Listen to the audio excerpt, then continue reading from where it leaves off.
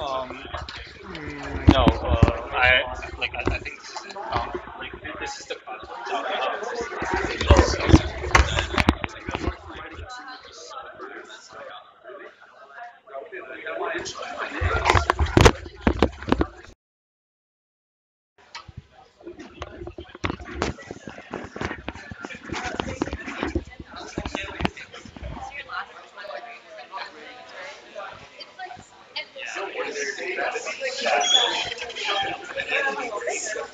Are you taking this course this year? Yeah, because I skipped the sem last year, so I wasn't able to take it for the sem. And it was, I don't think they offered it seventh sem. I wasn't able to take it. So, yeah. Do a good job on the review. So I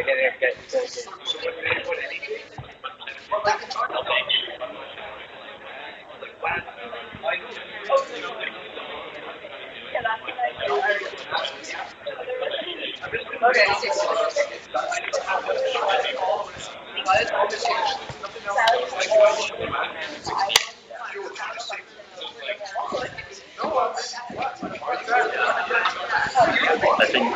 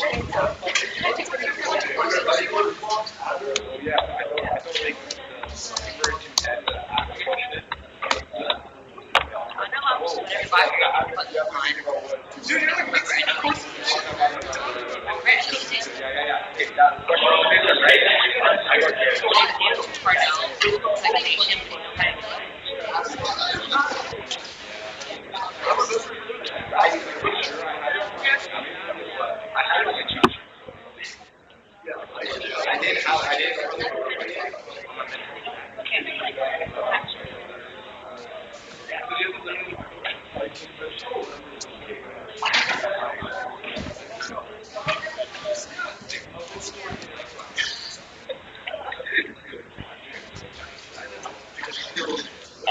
guys. So I think I'm gonna start now. I'm just gonna start with like can you guys hear me? All right. Yeah. Right. So I'm just gonna start with introducing myself. I'm Aiden Lau. I'm here to host this review section. So the focus on this review section will be post midterm materials, and it will focus on the long long answers part of your finals. It will focus mainly on that. And so I'm going to start now. A quick recap on. I will start with a quick recap on monopoly and oligopoly, and then move on to after midterm material, which is game theory, uncertainty, behavioral economics, asymmetric information, and market failure.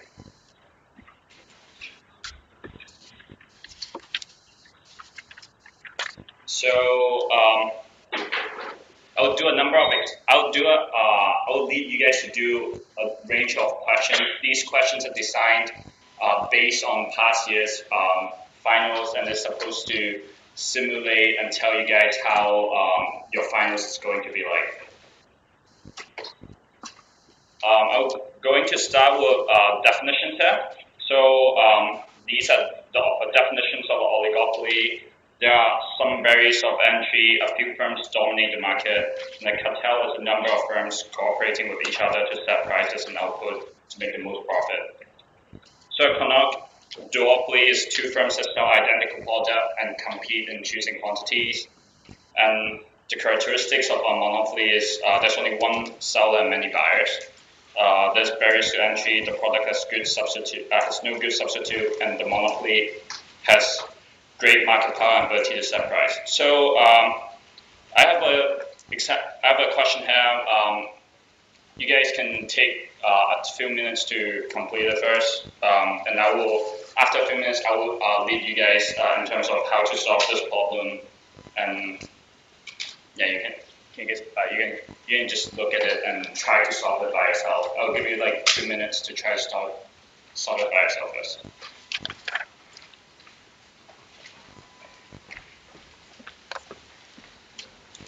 Is there any way that you can focus the screen a bit? Okay. How to do this?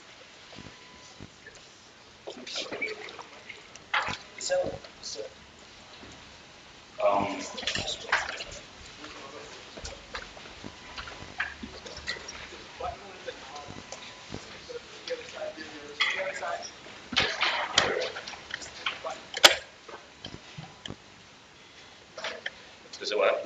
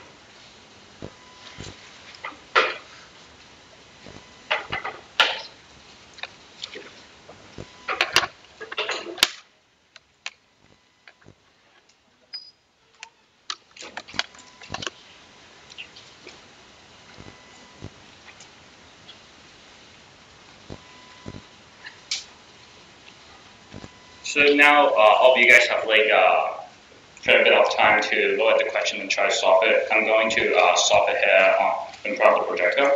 So this question asks for a monopoly facing an inverse demand curve of this and a cost curve of that. So what would it be the price and quantity under single price monopoly and perfect price discrimination? So it asks you both different scenarios of a monopoly. So we'll solve it first under the single price monopoly first. And under the single price monopoly, we get the demand curve here, which is P equal 100 minus 2Q. So to derive the revenue curve times Q to that curve, so we get 100Q minus 2Q squared, and MR will therefore be 100 minus, no, yeah, 2Qs, minus 4Q. We get here the cost curve C equal 50 plus 2Q. MC will therefore be equal to 2, and equating them together, 100 minus 4Q equals to 2. We get Q equals to 24.5, and the price will therefore be equals to 51. So here we need, the best way to explain the questions like this is to actually draw a diagram. So I'm going to use the diagram to represent this, to explain this question, which is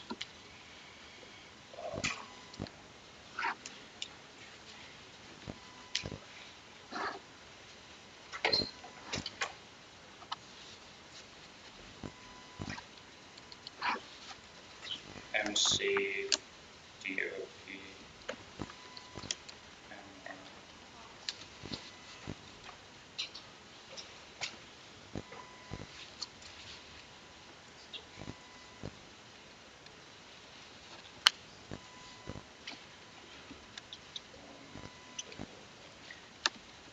So this will be how a single price monopoly diagram looks like, and you can.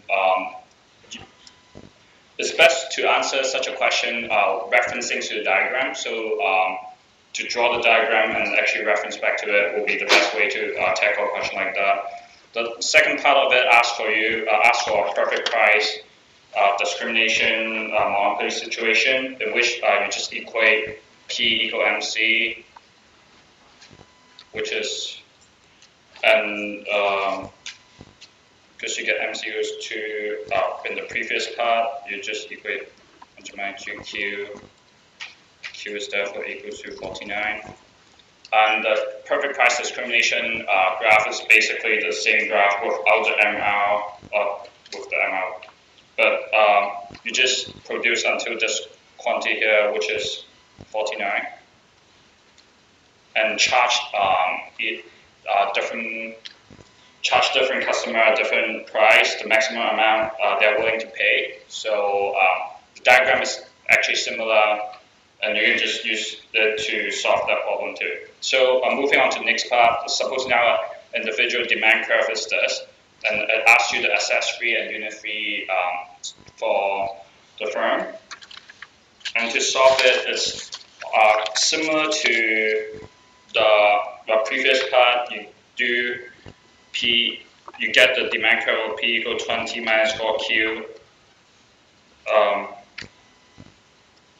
You get the MC equals to 2, which is the same as the previous part. And the unit fee would just be equals to the MC. So the unit fee will be equal to the MC. And to calculate the excess fee will be the whole consumer surplus. And to look at it in a diagram, it will be something like this.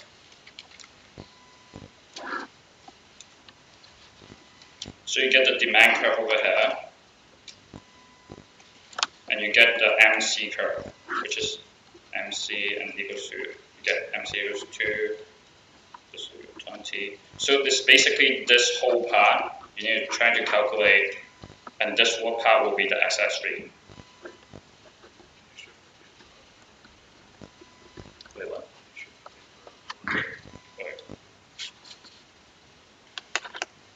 So equating MC to the demand curve, you get the quantity, which is this point. And it will be 2 equal 20 minus 4Q. Q is equal to 4.5. So to calculate the assessed fee, you do 4.5 times 20 minus 2, equal to, and this will be 40.5. So we know that the assessed fee will therefore be equal to 40.5 with the unit fee to equals to 2. So after finishing that question, we move on to a question on oligopoly. And Can you flip back? what do you want? Flip back. Just the copy.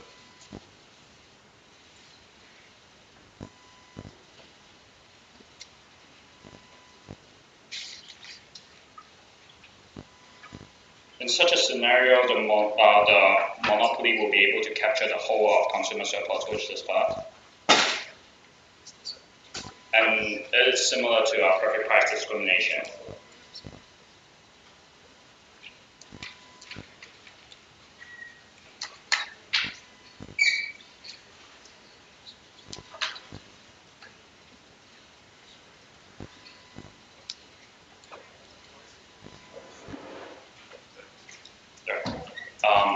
I will move on to the next one now.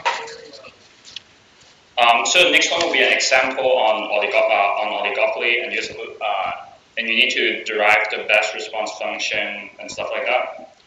So Coke and Pepsi are the only two firms in the soft drink market. They face an inverse demand curve of P equal 500 minus Q, and Q is the combined output of Coke and Pepsi. So Coke has a marginal cost of 10, Pepsi has a marginal cost of 15, and you draw the best response function for two firms and determine the equilibrium. So I'll give you some time to finish, to have a try in this question first, and I will solve it.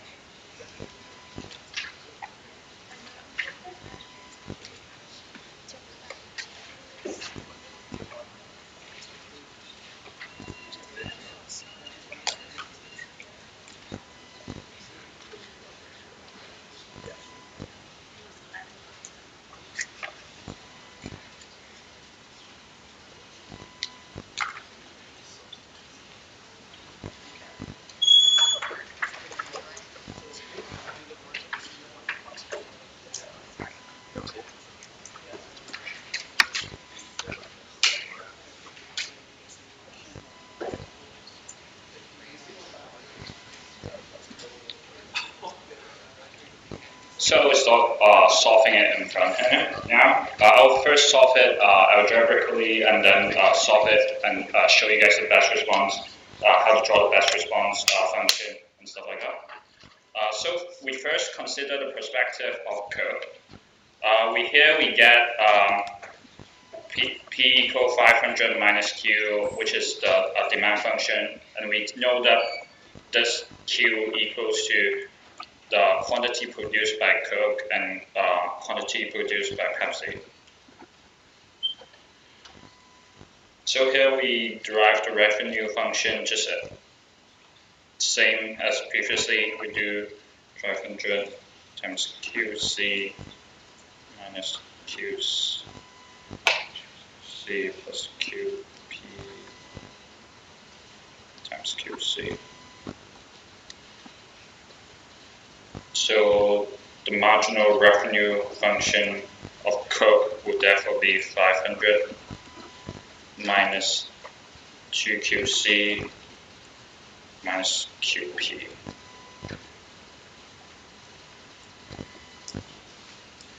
When we equate it to when ML equals to MC, we get this.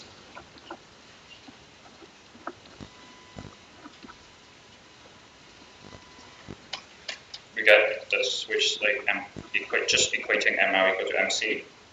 And we then consider it from the perspective of Pepsi. So for Pepsi, the revenue function is equal to 100 times QC minus QC plus QP. And the MR will therefore be equals to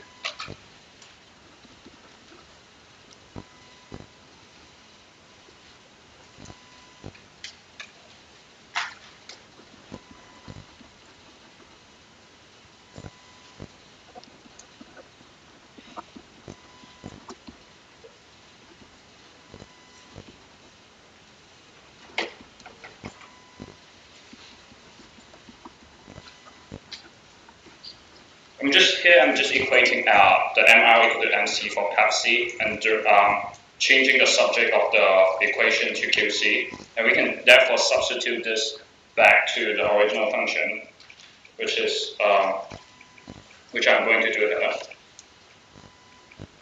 So we get 500 minus 2QC minus QP equals to 10, which is basically this function, this term over here.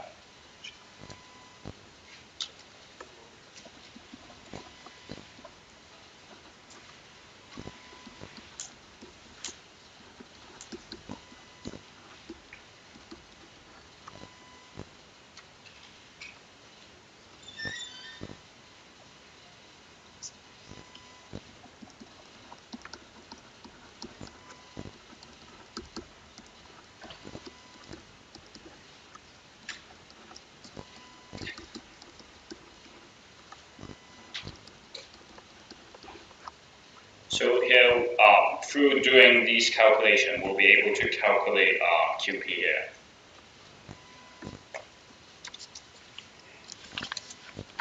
And with QP here, we can sub it back to the equation of Q that we get here. QC equals 485 minus 2QP. And because QP is, we already calculated, is 160. Therefore, QC will therefore be 165. And then with QC and QP both calculated now, we can calculate the price. And the price of it, which we can get from looking at the demand function, 500 minus Q here, and we're just going to calculate it.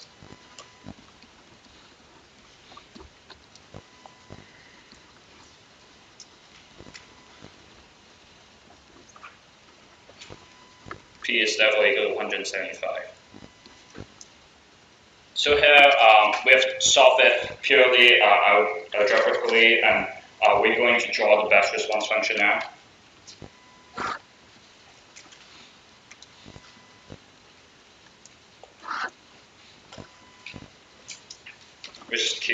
this is QC and this is QP. It will look roughly something like this.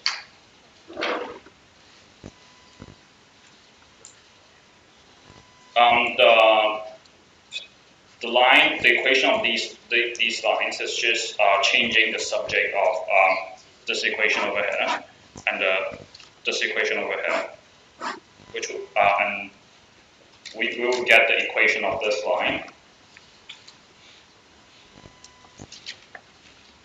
This is the Pepsi best response function. This is the Coke best response function.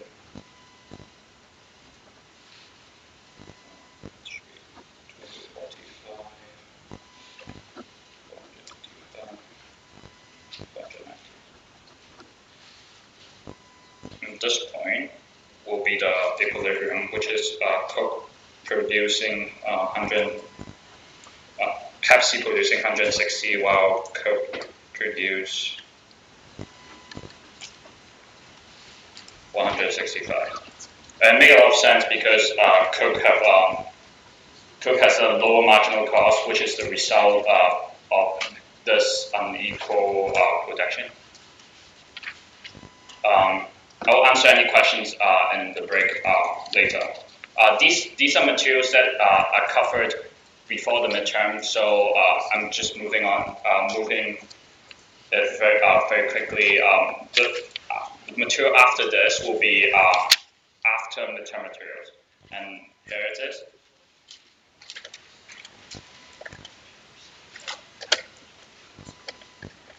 So I'm going to start with game theory.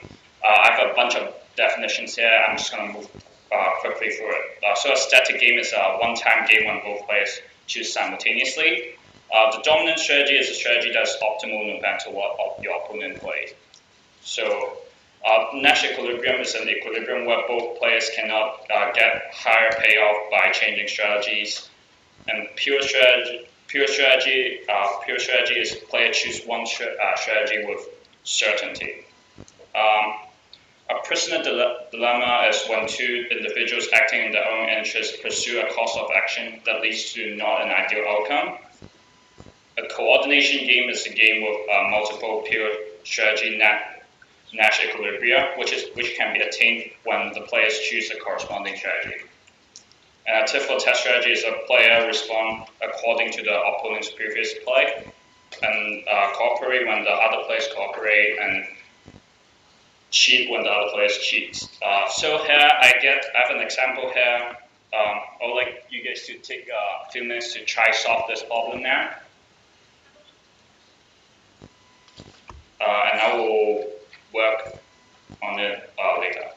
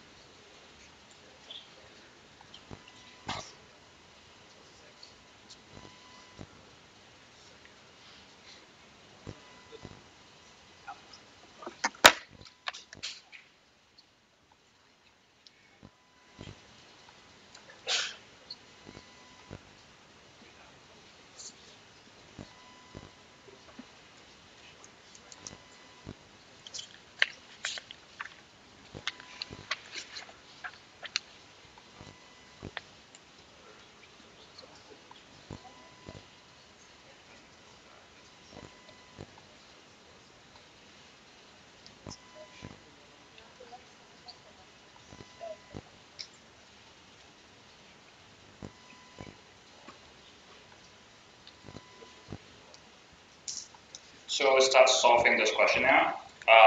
The best way to find out the Nash equilibrium is to look at what each player would, to look for dominant strategies first. Here we see that Microsoft have a dominant strategy to pursue low price because 80 is over, it's about 60 and 40 is about 25. And we see that Apple also has a dominant strategy to pursue low price because its payoff is better if you pursue low price. Therefore, the Nash equilibrium is first low price, and the expected payoff for Microsoft is 40, and the expected payoff for Apple is 20. And this shows that it's a kind of prisoner dilemma because both players have a dominant strategy of have a particular dominant strategy which leads to an outcome which is less than another outcome which can be attained when both of the players cooperate, which is when they both choose high price, which will lead to a higher payoff for both of the players. First, this particular game is a prisoner dilemma game, and here will the Nash equilibrium change if they were to play this game for five times in a row. The equilibrium won't change even if the game is played for 5 times because each of them have an incentive to cheat in the last round of the game, which will lead to the other player anticipating that and cheating the round before the last round, and the equilibrium will then therefore be, they will both still choose the dominant strategy, which leads to the lower outcome of 40-20 here. So, and now the next part of this question assumes that this game is played for an indefinite amount of times. And a tit for tat strategy will result in another Nash equilibrium because when players respond according to another opponent's previous play and this game is played for indefinitely, they are likely to cooperate, and they both have an incentive to cooperate and choose high price, which is and attain the better outcome of 60 and 50. According to a tit for tat strategy, if your opponent actually cheats and choose low price and get like a superior payoff, it will lead to you also cheating and charging low price and it will lead back to this outcome. Therefore, both players have an incentive not to cheat and pick high price because they will be punished if they are to cheat in this scenario. So this is how you solve this part. And now we move on to another game here. We consider this game. I'm just going to solve this game here because this game is rather straightforward. So we get here when Ken picks movie, the Beatrice will pick movie too. So we know the best response when Ken plays movie is play movie. And when Ken plays party, and Beatrice will also pay party because this yields a higher payoff. And doing it from the perspective of Ken, we see that when Beatrice plays movie, it's also to Ken's best interest to play movie, and when Beatrice plays party, Ken also plays party. And this is an example of a coordination game in which there's no dominant strategy for either player, and there are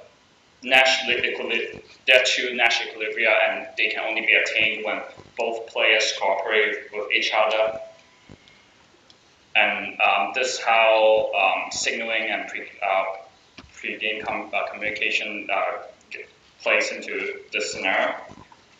And now here we have another example here as a sequential game in which firm A can invest in a monopoly right to sell a good for X dollar, and the game tree is here. You can take a minute to try to solve this game first.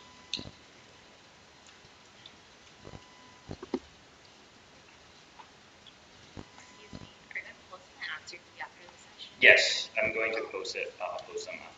Like in depth notes. With the notes. Oh,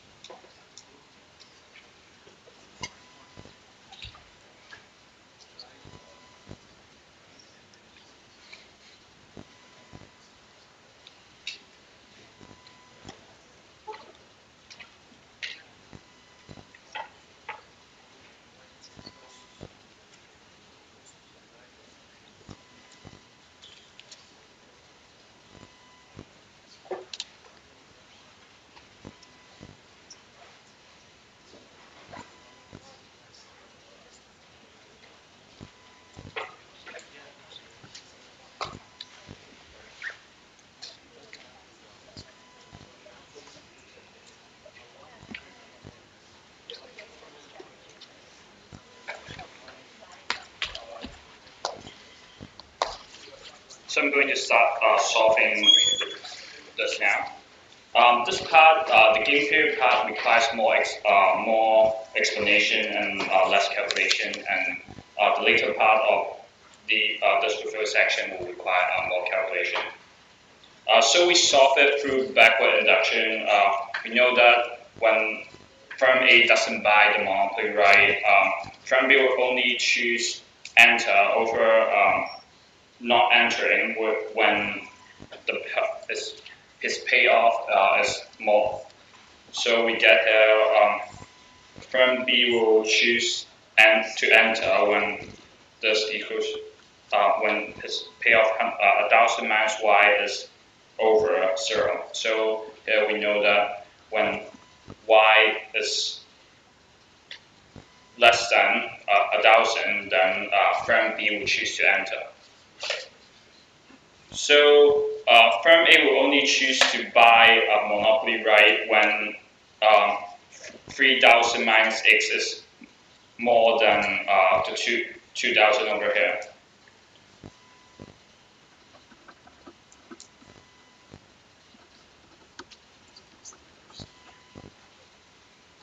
So here we get that x needs to be less than 1,000.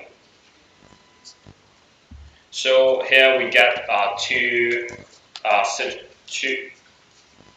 value of x and y, so that firm A will choose to buy the monopoly right, which is when y is less than 1,000 and x is less than 1,000, and it will lead to firm A choosing to buy a monopoly right in this situation. So moving on to another game, we have firm A and firm B both simultaneously sequentially deciding on the pricing of the product. And the previous version I uploaded in the event the payoff is wrong, and so I've changed it here so you guys can look at it and try to solve it.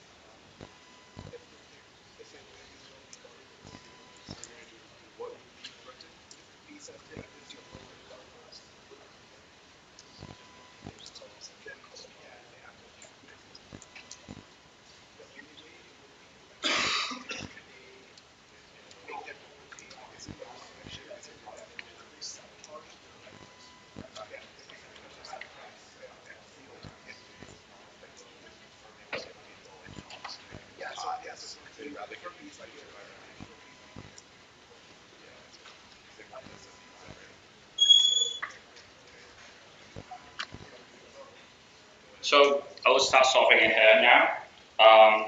So when both of the firms set price sequentially, firm B will choose to set high price when firm A choose to set low price. because it yields a high payoff. And firm B will choose to set low price if firm A sets high price. Firm A, knowing this, will compare the payoff of like 80 and 55, and will set a low price first to Nash equilibrium with a game like this will be firm A choosing low price while firm B choosing high price, which will yield 80 for firm A and 55 for firm B. And now suppose that firm B can threaten to pick one option no matter what. And how would this affect the outcome of the game? So here we consider two different scenarios, whether firm B threatens to choose low price or threatens to choose high price no matter what. We know that if firm B chooses to choose high price no matter what, this won't change the Nash equilibrium of the game because firm A will still choose low price and firm B will choose high price, which will result to the same Nash equilibrium. But then, when firm B threatens to pick low price no matter what, this changes the game, changes the game at all. So we get a new game tree of like firm A choosing low price or high price.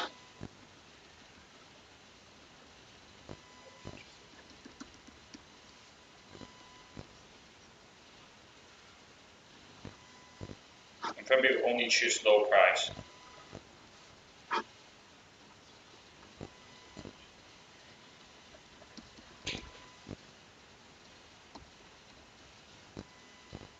So here, because firm B have committed to only choose low price, this changes the structure of this game.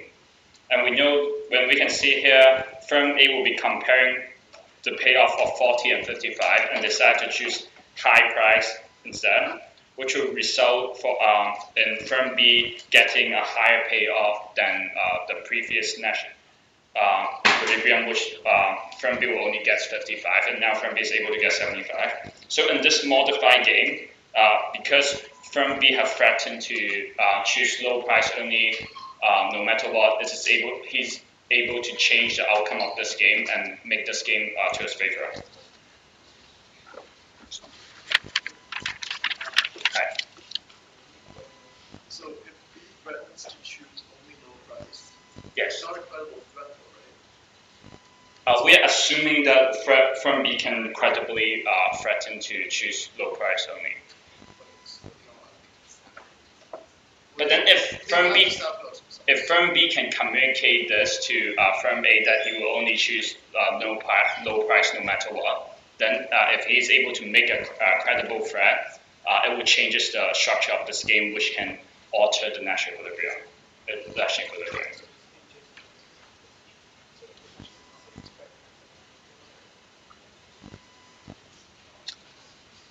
Right, so now we'll move on to the next part, which is uncertainty. And uncertainty is all about expected payoff and variance. Expected value is calculated as a sum of all possible value multiplied by its probability, and the variance is a measure of variability, and the variability is the deviation of the actual payoff from the expected payoff, and variance and standard deviation can be used to measure risk.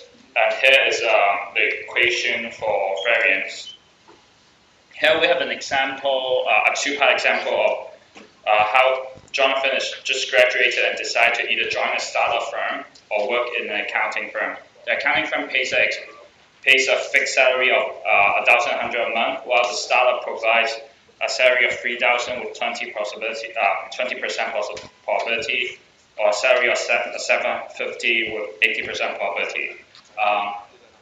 And you need to calculate the expected value of each expected payoff of each job and the variance of each job, and what will even choose if it is a risk neutral person.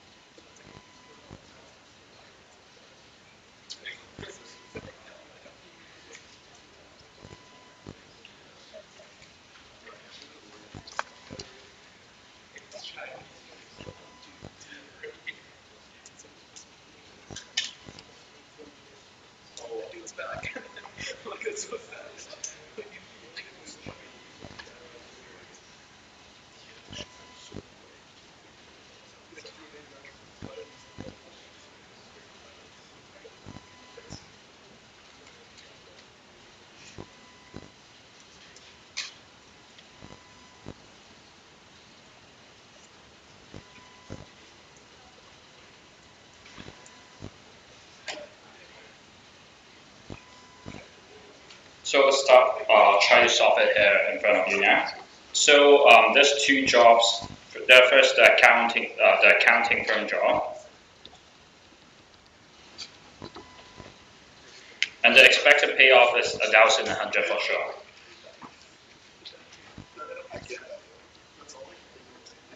And the variance of this job, because it's a fixed salary, is 0. So for the startup, here we get he will earn 3,000 with a 20% possibility, and 750 with a 80% possibility. This will yield expected payoff of 1,200, and the variance will therefore can be calculated by this.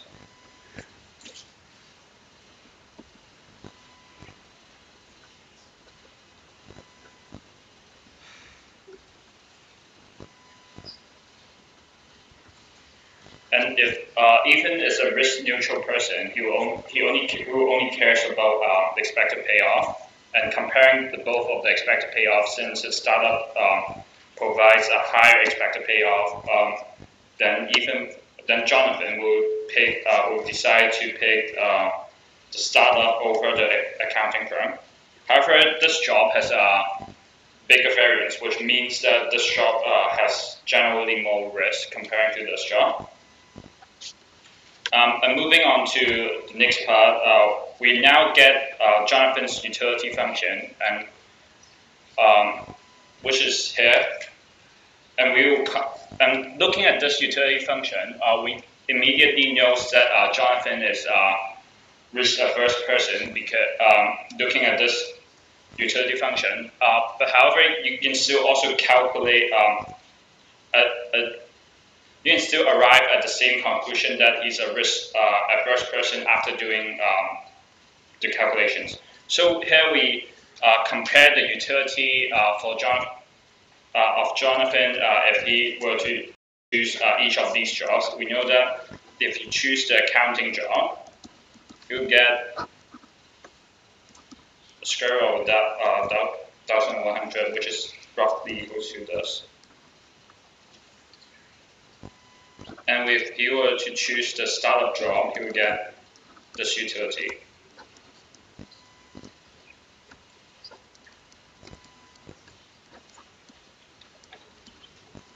which is equal to 3220. And here we can compare the utility. We know that Jonathan will choose the accounting job over the startup company because it gives him more utility. And illustrating, if Jonathan were to choose the buy an insurance for the startup job, the maximum amount he will be willing to pay can be calculated this way. So we get the utility if he would do this job, the startup job, and we measured it. So we know that this level of utility can be gained with 1,079.9965 with certainty. So the maximum amount Jonathan will be willing to pay for such an insurance will be the expected payoff of like 1,200 minus this amount, which means that Jonathan will be willing to pay this amount for insurance for the startup if he were to work in the startup company. What's your question? X is we assume that X is the amount that will gain Jonathan the same amount of utility, which is 32.8633 utility with a certainty. So it's like the amount of income with certainty that will gain him the same utility as this. So here, illustrating it graphically, we get this. Yeah. So this is a utility. This is a utility function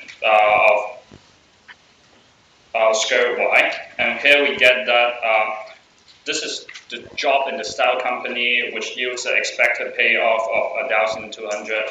But then, and this here is the maximum amount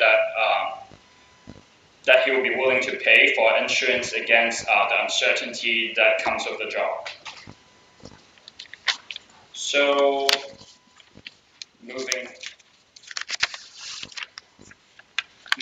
before we move on to behavioral economics, I think we'll have like a quick break. If you guys have any questions, you guys can come and ask me now. I'll also let you guys. All right, cool. Yeah. I will start again in around 5 to 10 minutes.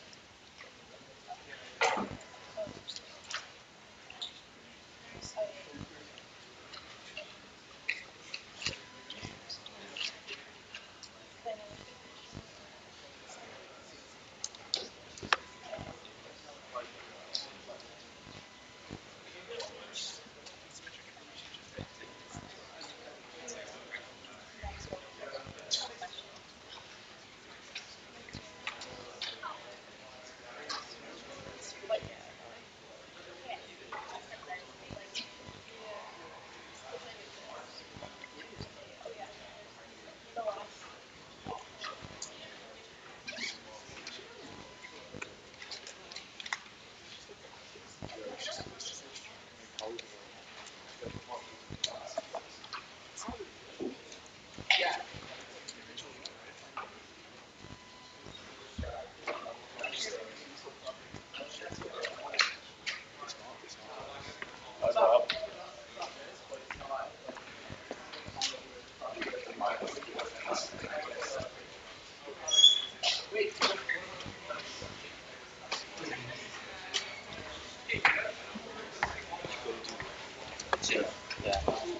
You're gonna post the answers later, including that graph. Yeah, I'll post it. Alright. Take care, man. When do you finish? You're done? Like, when do you finish with exams? Like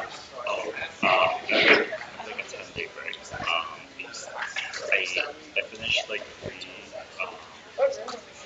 finals on the K9 and I was like a 10-day break for my 2 minutes. So like that like on 21st. Oh wow, that's so bad. Are you gonna go back to Hong Kong? Or are you gonna stay here? I'm gonna say. You're gonna stay here. Guys, we posted the feedback onto our event page. If you guys fill it out, you guys have a chance of winning a $10 Starbucks gift card.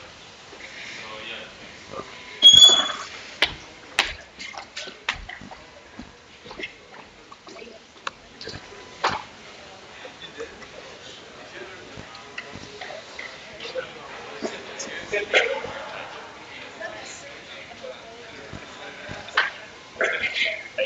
yeah.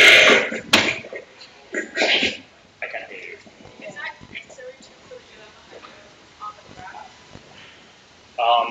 On the graph, it shows the expected the amount of utility and the expected payoff. Like I'm not sure what you can do. Is that one? The question.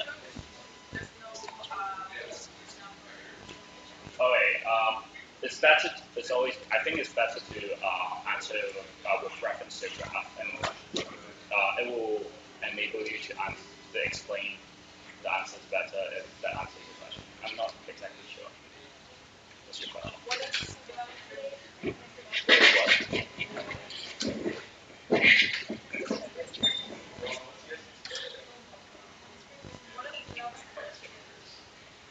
What is what? Oh, 1100 is just other job. It's just an accounting job.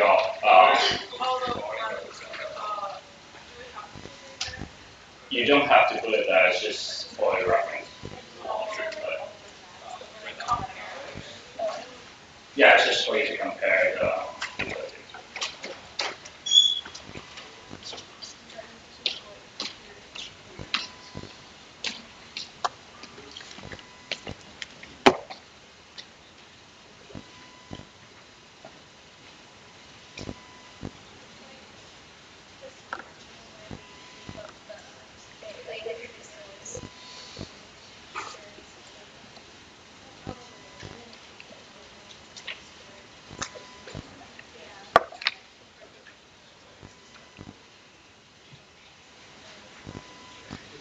So I'll move on to the second part of the review section.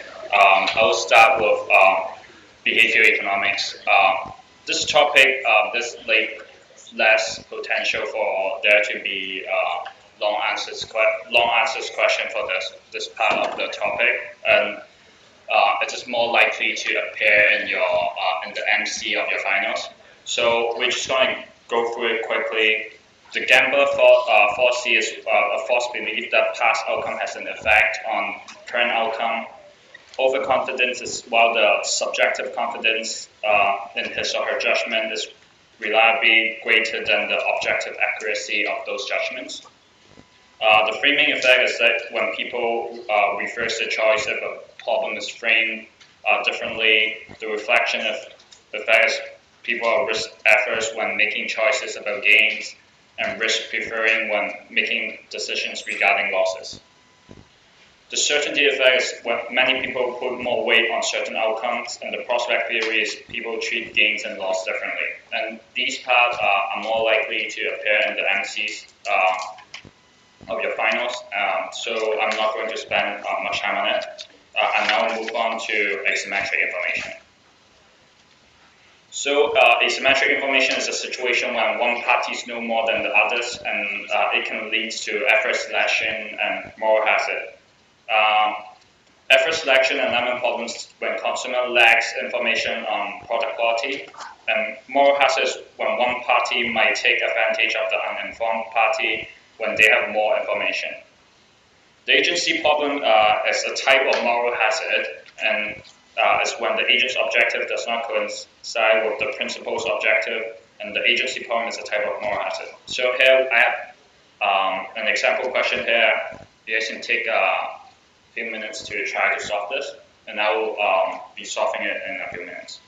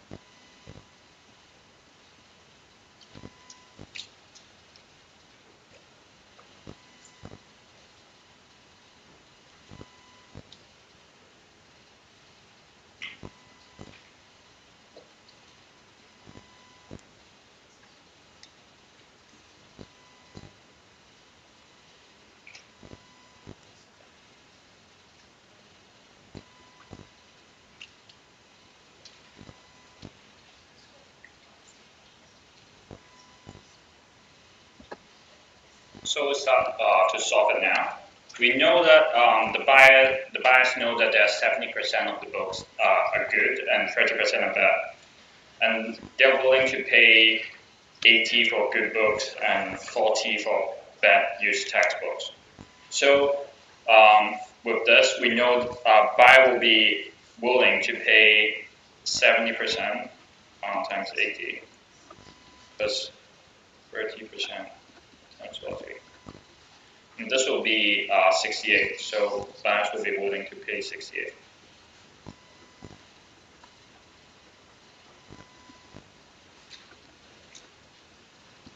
And since 68 is higher than the reservation price for owners of good textbooks, owner of good textbook will still try to sell, will still sell the used textbook, and owners of bad books will also try to sell in this market. First, there will be a market, and there will be a market when there are only 70% books that are good and 30% that are bad. But when we consider another scenario of like 50% good book and 50% bad books, buyers will be willing to pay a different price. So buyers will be willing to pay.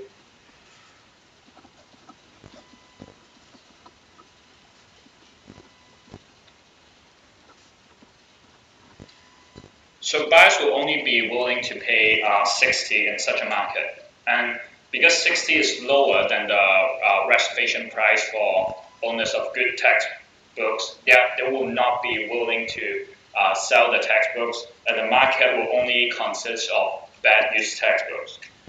First, buyers anticipating that will only be willing to pay $40 for a used textbook, and there won't be a market. And this is an example of the lemon problem because owners of good books won't enter the market, although the buyers value their textbooks more than them. So there won't be a market, and this is effort selection example. So moving on, we have another example here. It's a three-part question. Calvin is a risk-neutral person working as a salesperson who gets commission according to the amount he sells. His cost of effort is zero, and 10 for high effort. He gets 30% of the profits as commission, so he'll get 30% of the payoff here. So I will let you guys take a minute to try to look at the question and try to solve it first.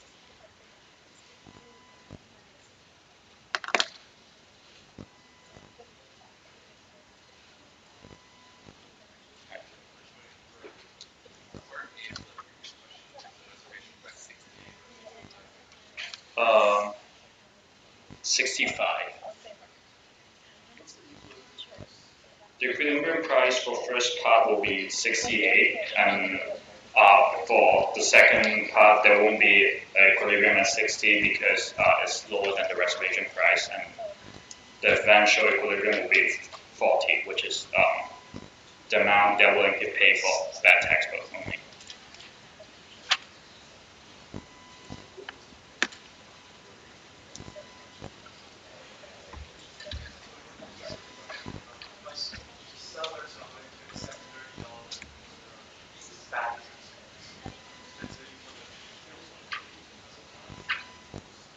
For which part?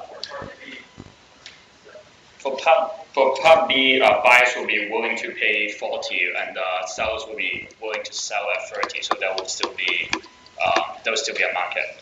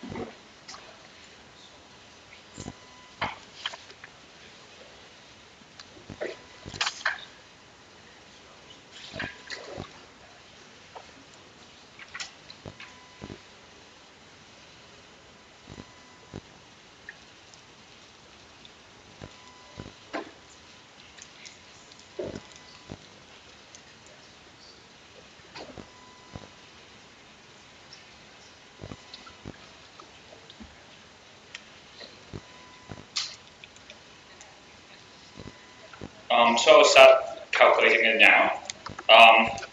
We will calculate the expected payoff when Kelvin use each of normal effort and high effort. So if Kelvin use high effort,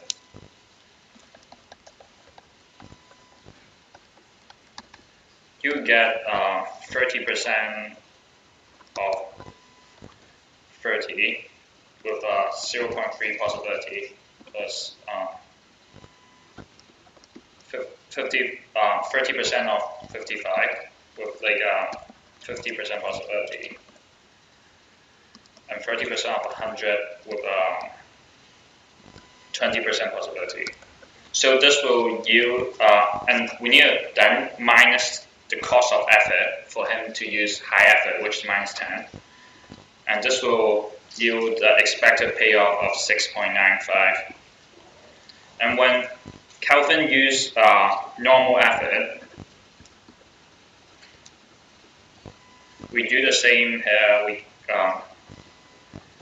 30% of 10 with a 30% chance, 30% of 35 with 50% chance, and 30% of 40 with a 20% chance. And because there's no cost of effort, his expected payoff will be 8.55. And since here we see that when he used normal effort, it yields higher payoff for him. So therefore, he will use normal effort instead of high effort, which will be more beneficial for his boss. And we can see here that it's not an efficient contract, since the contract is not able to motivate Kelvin to actually use high effort, which will be more beneficial too. So here we get another type of contract, which is when Kelvin is offered 50% of the profit exceeding 30. With this contract, the expected payoff for Kelvin will be different. So when Kelvin uses normal effort, he won't get any payoff in case 1, and he will get 50% of 5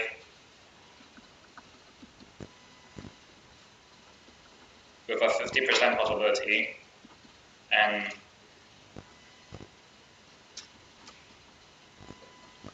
50% of 10 with a 20% possibility, which will yield a payoff of 2.25. And when Kelvin uses high effort, the expected payoff will be different. So Kelvin will still not get any income when it's case 1, but focusing on case 2, he will get 50% of 25 with a 50% possibility plus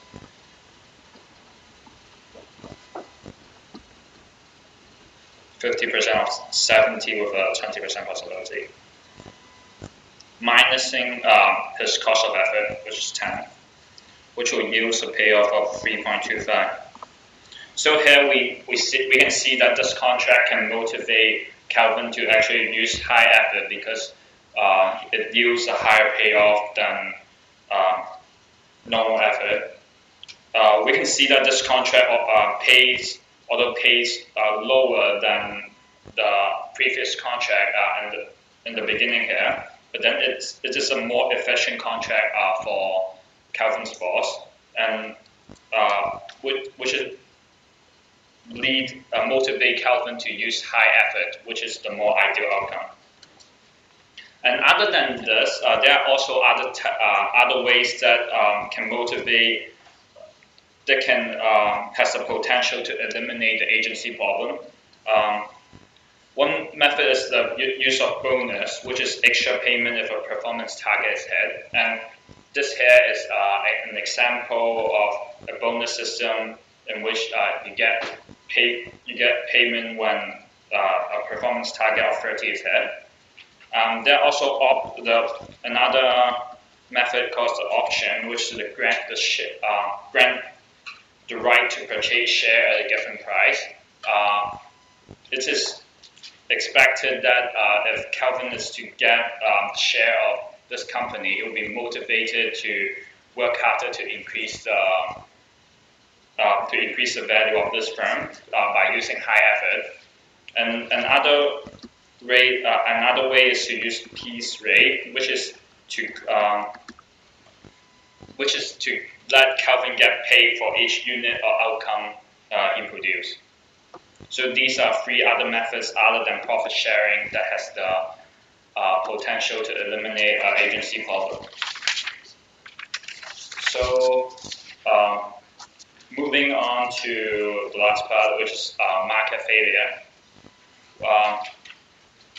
We have the definition of operator improvement, which is a reallocation of resources that benefit at least one person without harming another party. When no more Pareto improvement can be made while we achieve Pareto efficiency.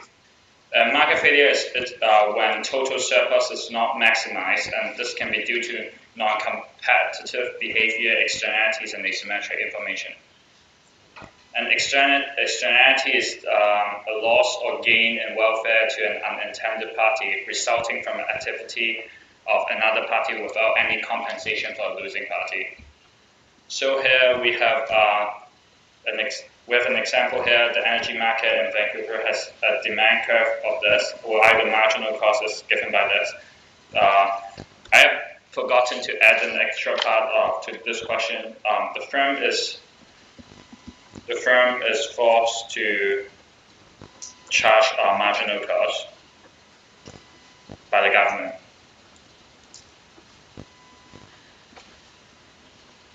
And this will apply to the two part of this question. You guys can take a few minutes to try to solve this two part.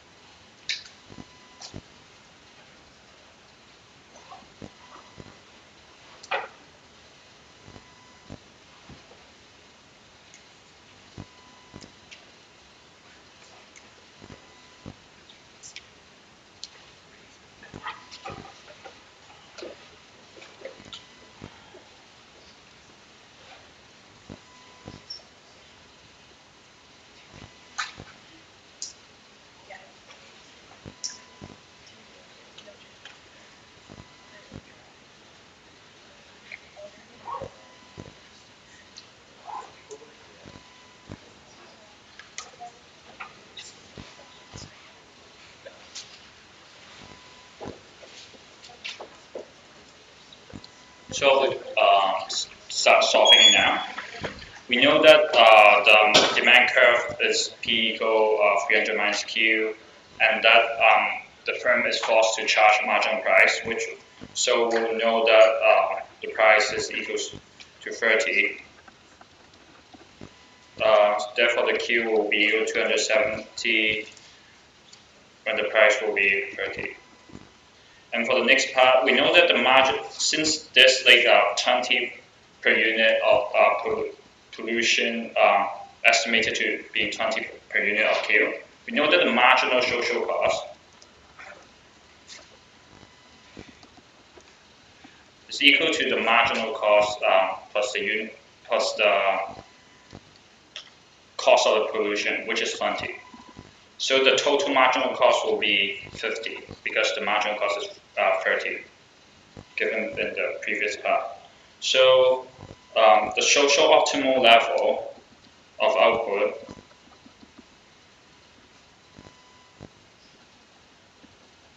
would therefore be when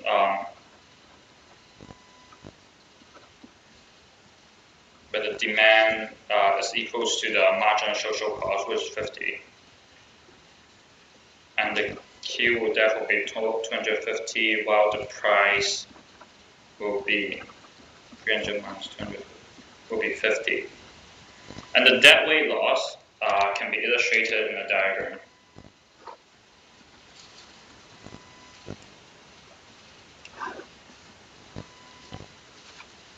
So here we get the demand function, and this is the marginal cost.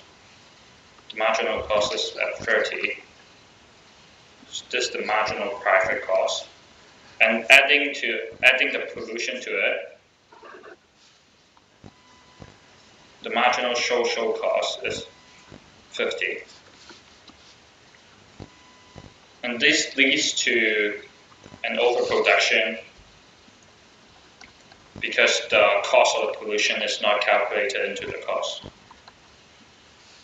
So this is the social optimal level output, while this is the output in the market. And we get here that this triangle over here, this triangle over here will be the deadweight loss.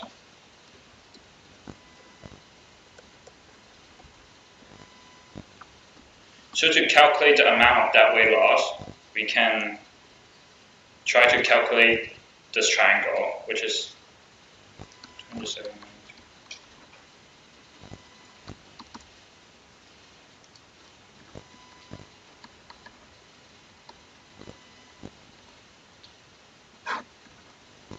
Which will be 200. So the deadweight loss due to the pollution will be 200, which is basically to calculate the area of the triangle.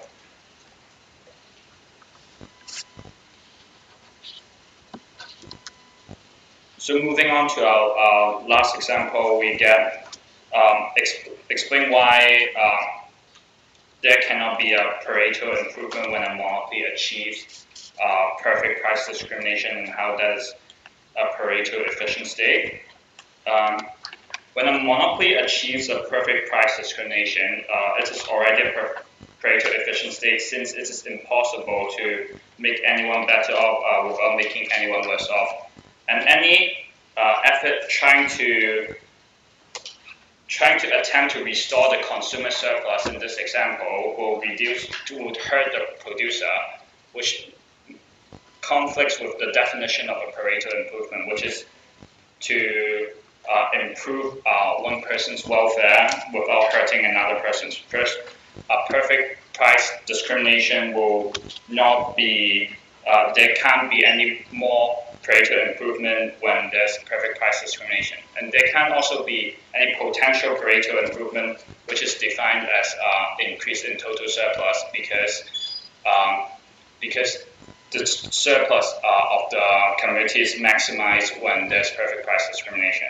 And here it marks the, I'm done with all the material prepared for this review section here. And if you guys have any questions, you guys can come ask me.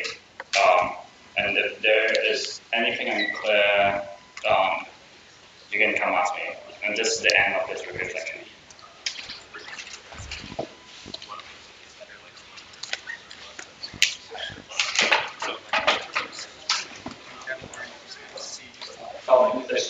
just said that because I forgot to mention in this example that definitely involves referring to margin cost instead of doing an algorithm.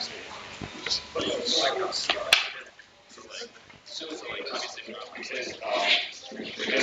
it's just because I forgot to mention. I think I mentioned it just now. It's like definitely force them to charge margin cost, which kind of like one of the so it's just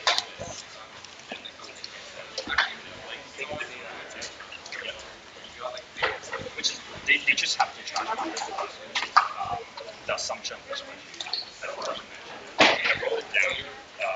Yeah, I wrote it down. Yeah, so they have to charge.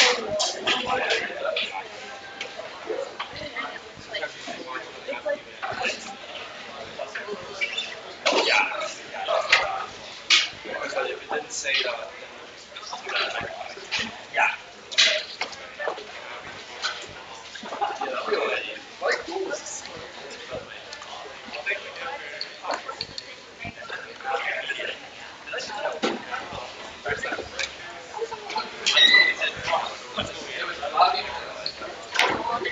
It's already on the last one. I can't. Like,